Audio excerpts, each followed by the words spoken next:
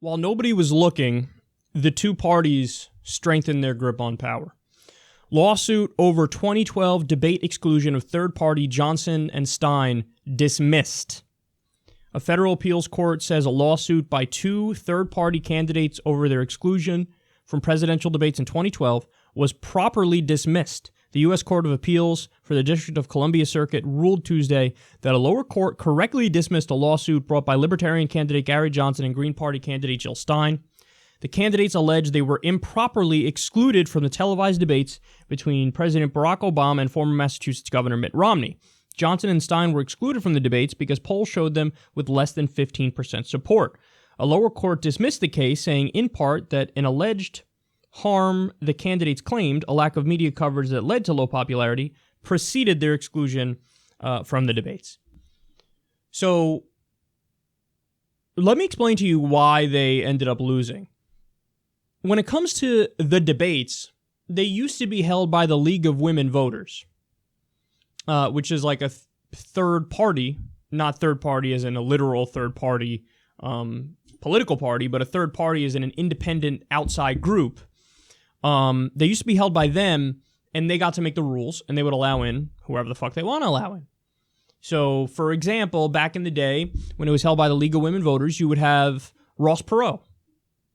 Remember Ross Perot? He was allowed in the debates, and as a result of that, he got more votes than any third-party candidate ever the first time he ran. In fact, many say the reason Clinton ended up winning the first time is because Ross Perot took a lot of votes from George H.W. Bush.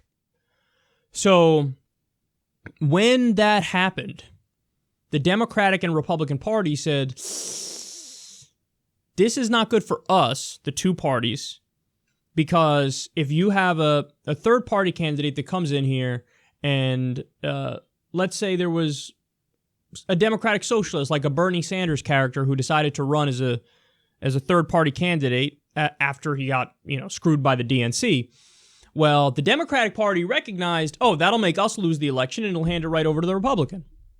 And the Republicans realized if you have a libertarian-leaning third-party candidate, somebody like Ross Perot, who was in the debates, well, that'll lose the election for us because you split the conservative base vote, and the Democrat ends up winning. So the two parties said, no, we can't let this happen ever again. And they formed a commission. Now, that commission, forget the exact name of it, but it's just the Democratic Party and the Republican Party. Now, it's a private group that's the Democratic Party and the Republican Party leadership that came together and said, now we're the ones who control the debates. And shock, shock, they don't allow in third-party people. Now, after pressure, they go, oh yeah, no, totally, I don't know what you guys are talking about. Of course we let in third-party people, but it's merit-based.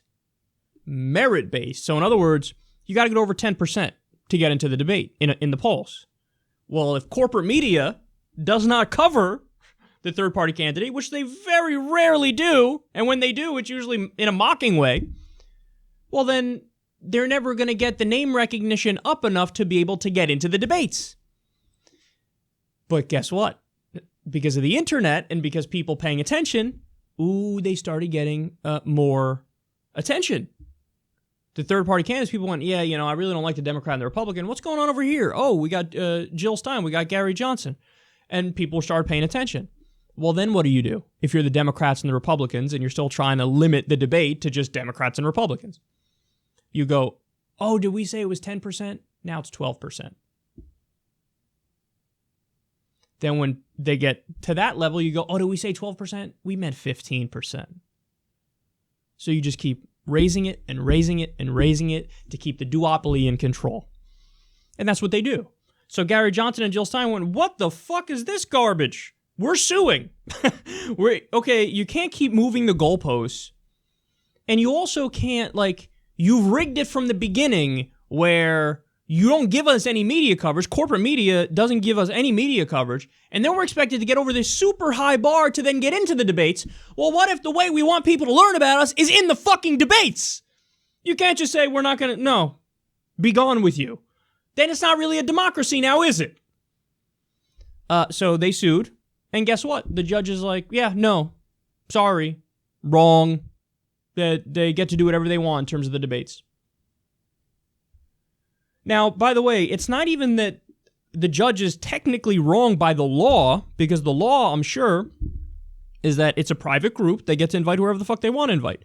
They're within their rights, the group that the Democrats and the Republicans formed, to say, there is no bar, we're just not allowing in any third-party candidates. They could say that if they want. And I'm sure the judge would say, yeah, that's fine, because they're a private group that did it. So the problem is that it is a private group. The problem is that we need it to be a public group who decides who gets into the debates. That's what we need. It shouldn't be private, because when you're private, you can make whatever decision you want. You could exclude whoever the fuck you want for any reason or non-reason under the sun.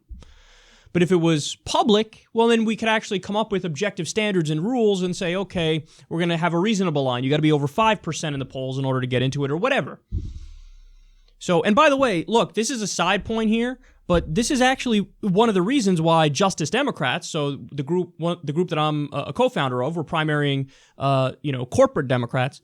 This is one of the reasons why we said we're not going to go the third party route. Because look at the giant systemic bias that's against them.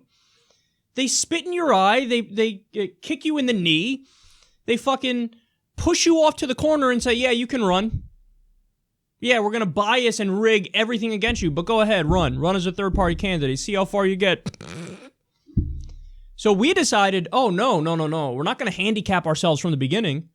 Fuck you. We're going to take over the Democratic Party.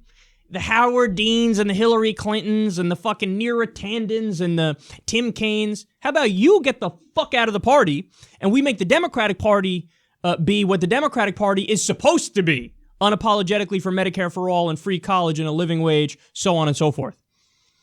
So, but look, that's neither here nor there. That's just a tactical difference between how Justice Democrats decides we have the best chance of winning versus how people in third parties decide they want to try to win. That's just a tactical difference. The point of this story is to say, this needs to change. And Justice Democrats will fight to change it. Because we understand we have more allies outside the party and third parties than we have, what? The corporate Democrats are our allies? No, fuck them. We're trying to kick them out of the party. So we have a lot of allies outside of the party. I mean, this is why Democratic Socialists of America, we've teamed up with them on a few things, including the People's Platform, because all we care about is the policy substance. And one of the things that needs to be, there needs to be attention on, and one of the things where there needs to be reform is just how much discrimination and bias there is against third parties, because they're excluded on purpose. And we need to fight to change that. We need to have more options. That only strengthens a democracy. It doesn't make it worse. The only reason why the Democrats and the Republicans today try to exclude them is because what? The third parties aren't bought and owned by corporate money. So they're not, corporate America can't control them as much. So okay, push them off to the side, rig the system against them, make them so they can't win. So we're here to fix that. Okay, we need to fight back. We need to fix this because this is unacceptable. Is it a democracy or is it not a democracy? Do you want to have multiple choices or do you not want to have multiple choices? So, there's a bunch of different reforms that we can do. Ranked choice voting is a very good one. But there's many of them, and different people favor different ones. But here's what we need to do for sure. Let the candidates into the debates. So take it from being a private group to a public group, set up objective rules that make sense, that aren't biased, that aren't rigging it. Let the third parties into the debates, change the system so we have something like ranked choice voting, because this is unacceptable, and it's really disrespectful to the American people. Because this is how the sausage is really made, and when people look at it, they go, oh, really? That's what's going on here? So they're just like excluding these people from the jump because they're not bought and owned by corporations. Yeah, that's pretty much what's happening. It's time to fight back, and it's time to change it.